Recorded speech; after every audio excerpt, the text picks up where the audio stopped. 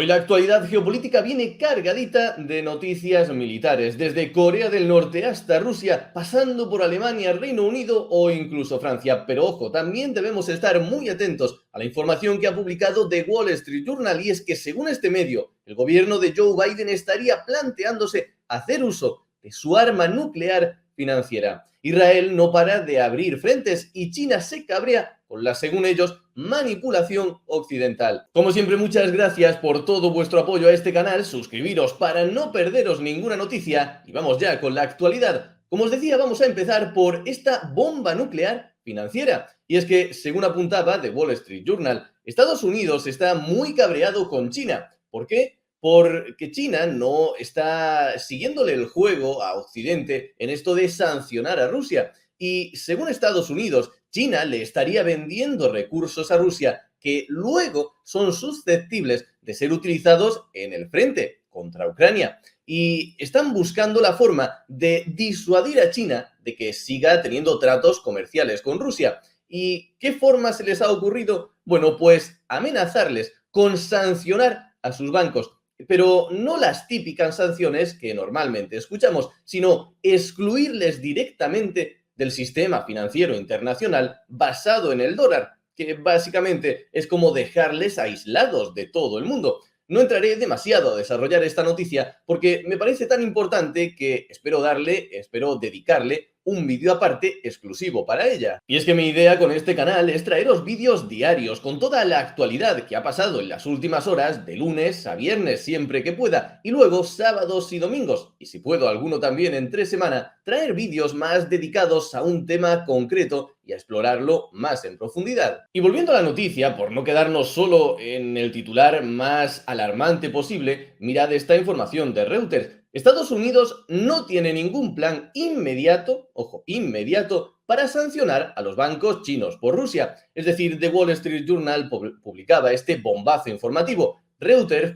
preguntaba al gobierno de Estados Unidos si esto era verdad o no, y por el momento el gobierno le ha dicho que no van a sancionar a ningún banco chino y a dejarlo fuera del sistema del dólar, que esperan que la diplomacia haga su efecto y no tengan que llegar a esos niveles. De hecho, Anthony Blinken está viajando a China en estos momentos para intentar estabilizar las relaciones entre ambos países.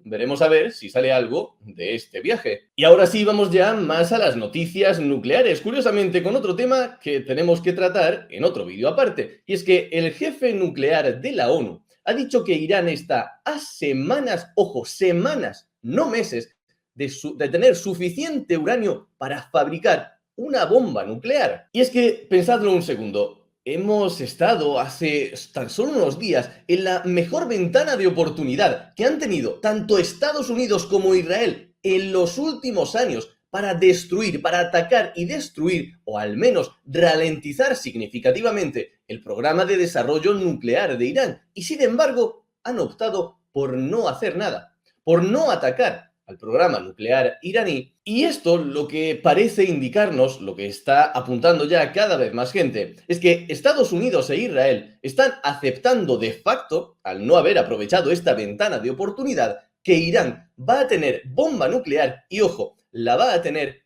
más pronto que tarde. Pero como digo, esto también se merece otro vídeo aparte. En las declaraciones del jefe nuclear de la ONU también explica que no es suficiente simplemente con tener el material necesario para fabricar la bomba, sino que también tienes que tener las ojivas para lanzar esa bomba y que ese desarrollo podría llevar más tiempo. Pero vamos, que el material para fabricar efectivamente la bomba lo tienen prácticamente ya. Ahora falta saber si tienen la tecnología necesaria para lanzar esa bomba. Ahora el Reino Unido. El Reino Unido dice que aumentará su gasto en defensa hasta el 2,5% del PIB en 2030. Esto va en línea con lo que vimos ayer del presidente polaco queriendo aumentar el límite que tienen ahora mismo en la OTAN del 2% del PIB gastado en defensa hasta un 3%. Y esto se une también a un reciente anuncio del primer ministro británico anunciando un paquete de 500 millones de libras, unos 580 millones de euros en ayuda militar a Ucrania. Por su parte, Francia ha realizado importantes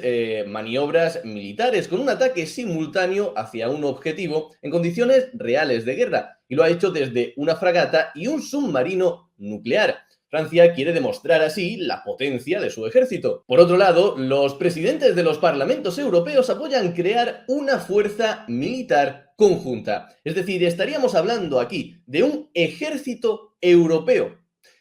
Sinceramente, si me preguntáis a mí, esto por ahora no parece tener demasiado sentido. Y es que los requisitos que pueda tener un país europeo como España, cuyo principal rival y su mayor peligro es Marruecos, con los peligros o las amenazas que pueda tener un país como Polonia, no parecen coincidir demasiado. Entonces, si tuviésemos un ejército conjunto europeo, ¿dónde los situaríamos? ¿Dónde centraríamos sus esfuerzos? ¿En defender la frontera sur frente a Marruecos o en defender la frontera este?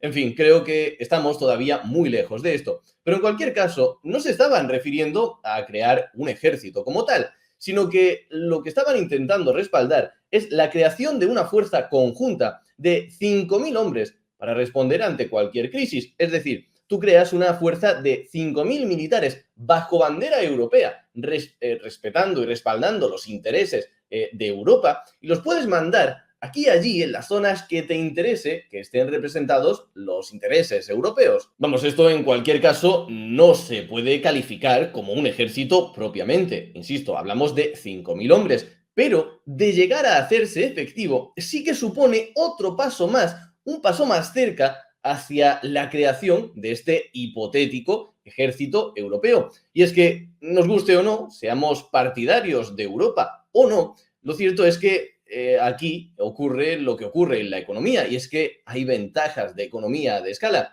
Hace tiempo ya leí una noticia que creo que recordar que era Alemania y Francia habían gastado ingentes cantidades de dinero en desarrollar exactamente lo mismo. Es decir, Alemania estaba desarrollando una tecnología militar por su lado y Francia estaba desarrollando la misma por el suyo. Si hablásemos de un ejército militar europeo conjunto, ese dinero se habría reducido a la mitad. Seguramente también lo habrían hecho en menos tiempo y el excedente se habría podido dedicar a otra cosa. Pero bueno, dicho queda esto y parece que se están empezando a mover y a hablar, a tantear, a ver cómo está la opinión sobre la creación de un posible ejército europeo conjunto. Y nos vamos ahora a Alemania. Las tropas alemanas llegan a Lituania, su primer despliegue extranjero a largo plazo desde la Segunda Guerra Mundial. No, no es que las tropas alemanas no hayan salido de su país desde la Segunda Guerra Mundial. Han participado en misiones en el extranjero, sí, pero normalmente eran parte de contingentes internacionales como una fuerza rotativa. Lo que estamos hablando ahora es de otro tipo de historia. Es una fuerza exclusivamente alemana, estacionada a largo plazo en un país extranjero. Y ojo, no en cualquier país y no en una zona precisamente tranquila. Hablamos de Lituania, que por un lado hace frontera con Bielorrusia, uno de los principales aliados de Rusia, y ojo, un país que ya alberga armas nucleares rusas, y por otro lado hace frontera con la propia Rusia. ¿Dónde? En el enclave de Kaliningrado. Los militares alemanes empezaron a llegar hace unas semanas y se espera que para finales de 2027, ojo, 2027, haya allí 5.000 militares alemanes. Es decir, estamos hablando de todo lo que queda de 2024, 2025, 2026, 2027, y ojo, en 2027 estaría el despliegue completado, pero no significa que en 2027 se retire. Así que hablamos de unos cuantos años. ¿Y esto es muy importante o no? Bueno, pues depende de cómo quieras verlo. Se están preparando una vez más para un posible ataque de Rusia, pero en cualquier caso es un acontecimiento histórico, es algo que no pasaba desde la Segunda Guerra Mundial. Por lo tanto, una vez más, señales de que el orden mundial parece que está cambiando a pasos agigantados. Y después de repasar los movimientos de un lado, nos vamos hacia el otro. Rusia coloca misiles Iskander en la frontera con Finlandia. ¿Y por qué esta noticia ha conmocionado, ha revolucionado un poco la actualidad geopolítica? Porque estos misiles normalmente pueden llevar bombas normales, convencionales, pero también están preparados, ojo, para albergar cabezas nucleares. Es decir, son armas con potencial nuclear. Por lo tanto, imaginaros el revuelo que habrá causado esto en Finlandia. Nos vamos ahora a Corea del Norte. Si en el vídeo de ayer ya comentamos cómo lanzó un misil al mar de Japón, ahora tenemos la siguiente noticia. Corea del Norte dice que probó un nuevo sistema de mando y control en un simulacro de contraataque nuclear. Un contraataque nuclear enfocado hacia un posible ataque que provenga de los Estados Unidos y de Corea del Sur. Y en este caso, más que probar material bélico, lo que se han centrado es en probar cómo funciona toda la cadena de mando. Es decir, desde que el líder supremo Kim Jong-un da la orden de contraatacar nuclearmente contra Estados Unidos y Corea del Sur, pues cómo va pasando hacia abajo toda esa orden en toda la cadena de mando hasta el militar que efectivamente tiene que llevar a cabo ese ataque. Y esto lo hace en respuesta a unas maniobras conjuntas que hicieron Estados Unidos y Corea del Sur a principios de marzo, que una vez más esto es algo habitual, se viene haciendo de forma rutinaria cada año. Y bueno, después de tanta escalada militar, de tanto aumento de gasto, pues terminamos este repaso a las noticias más militares con algo un poco más positivo. Y es que en el vídeo de ayer, la principal noticia que estaba dando la vuelta al mundo era que Polonia quería albergar armas nucleares para defenderse de un posible ataque ruso. Sin embargo, una agencia de prensa polaca le ha preguntado sobre este tema al secretario general de la OTAN y él ha dicho lo siguiente: no hay planes para ampliar los acuerdos de intercambio de la OTAN, y ojo al guiño a Polonia, ni planes para desplegar más armas nucleares en ningún país adicional de la OTAN. Así que bueno, por esta parte, parece que el conflicto no se va a escalar en este sentido, al llevar armas nucleares a Polonia. Y nos vamos ahora a Israel. Y es que Israel ha instado en las últimas horas a los residentes en la zona norte de la Franja de Gaza a evacuar y refugiarse en zonas seguras. Teóricamente, Israel decía ya controlar toda la Franja de Gaza del medio y el norte. Le quedaría más la zona sur, la zona de Rafah, que ya hemos hablado en otros vídeos. Sin embargo, lo cierto es que en la zona norte, Hamás todavía sigue actuando con una guerra de guerrillas, así que parece que Israel está decidido ahora a acabar con su presencia de una vez por todas en esta zona de la franja. Pero a su vez sus problemas siguen aumentando. En este caso, al norte del país, como ya hemos comentado en otros vídeos, en el Líbano está el grupo terrorista Hezbollah, que, bueno, no se puede comparar a Hamás, aunque ambos sean grupos terroristas. Y es que Hamás sería como el hermano pequeño, el primo débil de Hezbollah. Y es que a Hezbollah, más que como un simple grupo terrorista, podemos considerarlo con todas las letras como un ejército profesional. La situación es tan tensa entre Hezbollah e Israel que tanto la zona del sur del Líbano como la zona norte de Israel han sido evacuadas y los civiles no pueden estar en sus hogares por el riesgo que sufrirían al estar en esta zona. Y como digo, la tensión entre ambos ha venido escalando en los últimos días. La semana pasada, Israel lanzaba 2 ataques separados en el sur del Líbano y acababa con la vida de 2 generales importantes de Hezbollah. Hezbollah, por su parte, respondía atacando una base militar israelí, dejando más de 14 heridos. Ojo, pensadlo un segundo. En una noticia que apenas ha tenido repercusión internacional, un grupo terrorista ha infligido más de 10 heridos a Israel. Sin embargo, en el ataque del que todo el mundo ha hablado, yo incluido en este canal, de Irán, un ataque histórico a Israel, ni siquiera hubo un solo herido. Así que el problema, la amenaza de Hezbollah, no es para nada despreciable. Después de esto, Hezbollah dijo que Israel había continuado atacando y había acabado con la vida de 2 civiles en el Líbano y que como respuesta habían lanzado docenas de cohetes contra ellos. Y hasta aquí el repaso a las noticias más militares. La siguiente nos lleva precisamente a España, y es que la Audiencia Nacional reabre la causa sobre Pegasus tras recabar nuevos datos de Francia.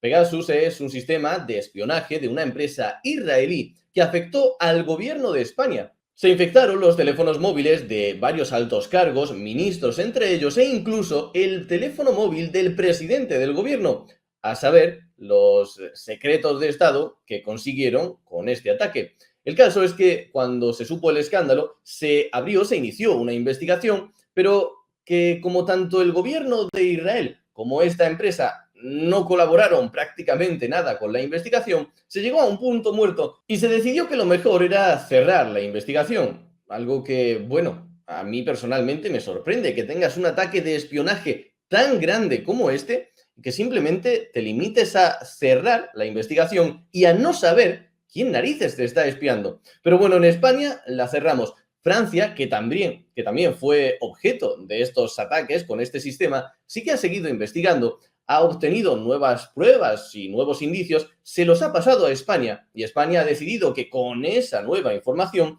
va a intentar iniciar nuevas investigaciones a ver si consiguen llegar a algún lado. También en las últimas horas hemos leído noticias como esta: detenidas 3 personas en Alemania acusadas de espiar para los servicios de inteligencia en China. Principalmente han sido noticias que han afectado a Alemania, también con algún asistente de algún político, pero no solo en Alemania. Por ejemplo, también hemos leído noticias similares en el Reino Unido. Algo, una alarma social, una alarma informativa contra China, que no ha sentado bien al país asiático. Y es que a través de su representante de Exteriores le han preguntado por esto y ha dicho que nada es cierto, que es simplemente una manipulación maliciosa de Occidente para manchar la imagen y la credibilidad de China. A su vez, también China ha criticado, o más bien ha respondido a las críticas de Estados Unidos. Y es que empezábamos el vídeo, recordad, con una dura crítica de Estados Unidos a China por seguir estos comerciando con Rusia tras la invasión de Ucrania. Y China ha dicho lo siguiente: China tilda de hipócrita a Estados Unidos por criticar relaciones con Rusia mientras ellos apoyan a Ucrania. Y es que desde el punto de vista de los chinos, la situación es la siguiente: hay una guerra entre Rusia y Ucrania. Es un conflicto que atañe únicamente a esos dos países. Entonces, el resto del mundo no tiene que meterse en esto. Y a ellos los está criticando un país que acaba de aprobar una ayuda milmillonaria a uno de los rivales en esa guerra, porque ellos, los chinos en este caso, simplemente comercian con normalidad con el otro país. Algo que, según ellos, insisto, han calificado de hipócrita. Y finalmente terminamos con Argentina, y es que el gobierno de Javier Milei ha logrado 3 meses consecutivos de superávit financiero. ¿Y qué significa esto de superávit financiero? Pues que después de a los ingresos restarle los gastos y pagar los intereses de la deuda, el gobierno argentino seguía teniendo dinero, es decir, estaba en positivo. Y para que entendamos la envergadura de esta noticia, esto es algo que no sucedía desde 2008, casi nada.